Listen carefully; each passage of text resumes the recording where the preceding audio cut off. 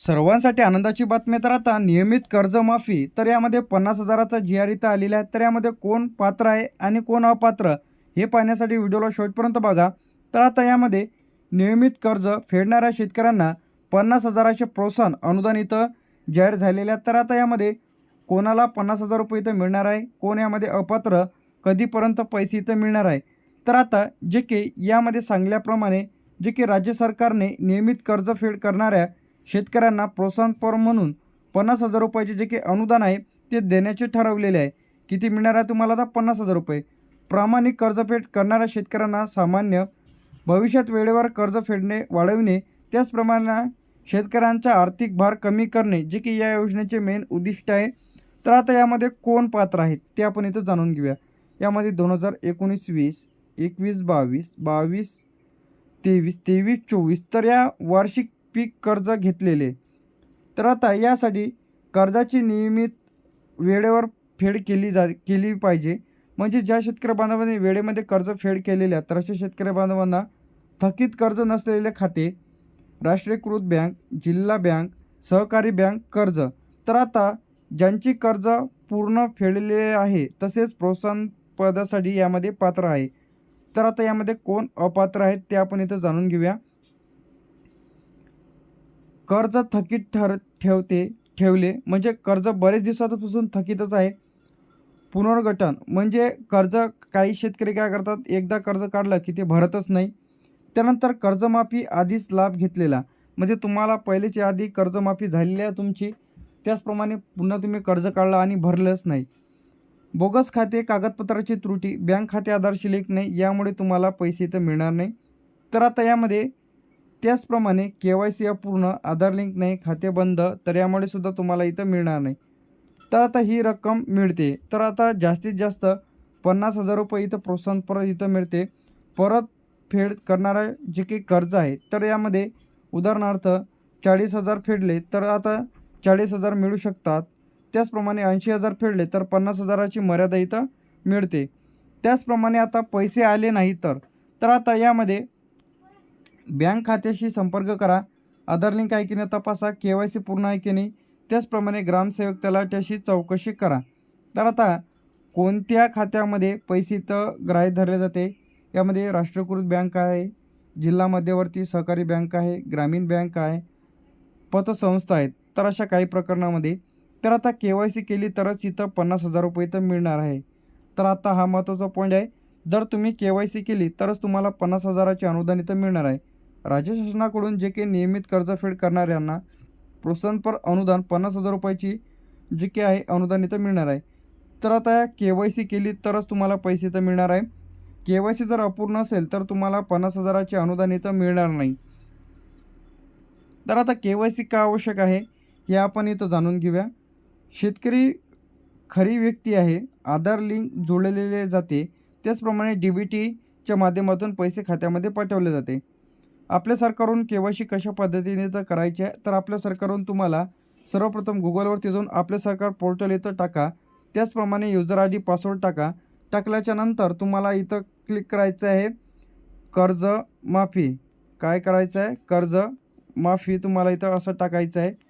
कर्जमाफी टाकल्याच्यानंतर तुम्हाला सर्चवरती क्लिक करून तुम्हाला युजर आय डी टाकल्याच्यानंतर कर्जमाफीवरती क्लिक करून तुम्ही तुमचा आधार नंबर टाका. आधार नंबर टाकल्याच्यानंतर तुमची अमाऊंट चेक करा, 50,000 आहे की नाही, तुमचं नाव, बँक खाता, अकाउंट नंबर बरोबर आहे की नाही चेक करा आणि सबमिटवरती क्लिक करा. तर के.वाय.सी तुमची कंप्लीट होऊन जाईल. तुम्हाला SMS सुद्धा तुम्हाला येऊन जाईल. यामध्ये तुमचा आधार नंबर बरोबर आहे की नाही चेक करा, बँकेचं पासबुकवरचा अकाउंट नंबर चेक करा बरोबर आहे की नाही ते, तुमचा पीक कर्जाचा तपशील, त्यामध्ये 50,000 रुपये तुम्हाला व्यवस्थित अमाऊंट आहे की नाही, मागची अमाऊंट तुम्हाला दाखवेल. के.वाय.सी जर न केल्यास काय होईल? पैसे तुमचे अडकतील, यादीमधून तुम्हाला काढून टाकण्यात येईल, लाभ मिळणार नाही, डी.बी.टी फेल दाखवेल.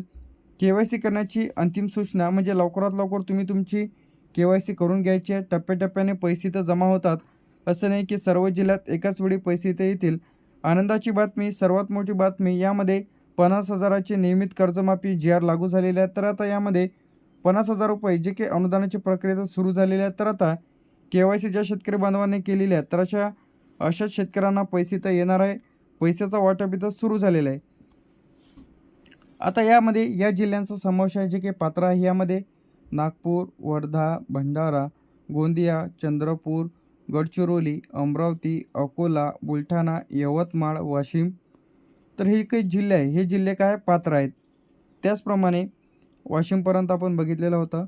छत्रपती संभाजीनगर, जालना, परभणी, त्यानंतर येथे हिंगोली, नांदेड, लातूर, बीड, धाराशिव, पुणे, सोलापूर, सातारा, सांगली, कोल्हापूर, अहमदनगर झाल्यानंतर नाशिक, धुळे, नंदुरबार, त्यानंतर जळगाव, ठाणे, पालघर, मुंबई शहर, मुंबई उपनगर, रायगड, रत्नागिरी, सांगली, सिंधुदुर्ग. तर आता KYC पूर्ण आहे, बँक खाते पडताळणी सुरू आहे, तर पुढील टप्प्यांमध्ये पैसे तर येऊ शकते. याचप्रमाणे आता पैसे अडकण्याचे 5 मोठी कारणं म्हणजे KYC अपूर्ण, त्यामुळे तुमचे पैसे तर अडकू शकते.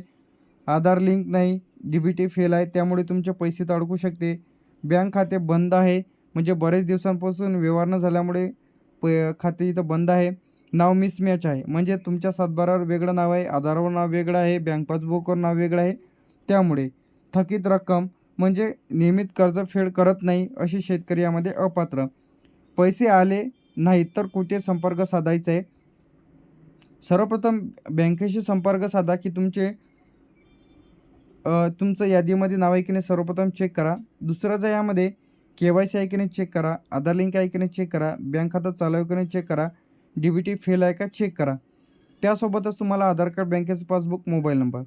आता CC किंवा आपले सरकार यामध्ये KYC तुमची झाली की नाही चेक करा. आधार लिंक आहे की नाही तपासा, स्थिती चेक करा की पैसे खात्यामध्ये जमा झाले का, ते तुम्हाला तिथूनच सर्व डिटेलमध्ये माहिती बघायला मिळेल. यानंतर तलाठी कार्यालयामध्ये यादीमध्ये नाव आहे की नाही चेक करा, जमीन नोंद तपासणी चेक करा, कर्ज माहिती जी काही पडताळणी चेक करा. त्यानंतर 5वा कृषी सहाय्यक किंवा कृषी कार्यालय, पात्रतेची स्थिती जाणून घ्या, निधी वितरण टप्पा, तक्राराची नोंद. तर आता गंभीर तक्रार करल्यास लाभ न मिळाल्याची तक्रार, दस्तऐवज पडताळणी, पुढील कारवाई. तर आता आपण अर्जाचा नमुना इथं जाणून घेणार आहोत. तर यामध्ये 50,000 रुपये अनुदान न मिळाल्याबाबत तक्रार. तर आता यामध्ये सर्वप्रथम कार्यालयाचे इथं ॲड्रेस टाका, कुठलं कार्यालय आहे ते, तालुका टाका, जिल्हा टाका, त्यानंतर तुमचं नाव टाका, राहणार. त्याचप्रमाणे इथे तुम्हाला तुमचं संपूर्ण नाव टाका, गावाचं नाव, खाते क्रमांक, बँकेचं नाव, मोबाईल नंबर, त्यानंतर तुमची दिनांक टाका आणि सिग्नेचर करा. तर या अशा पद्धतीने हे जो काही अर्जाचा नमुना आहे. तर आता ज्यांना कोणाला अनुदान मिळालेले नसेल तर अशाने लगेच तुम्ही संपर्क करा व अनुदान मिळवा. तर आता यामध्ये पात्र यादी कशा पद्धतीने तर पाहायची, आपल्या चॅनलवरती व्हिडिओ आपण अपलोड केलेला लगेच बघा.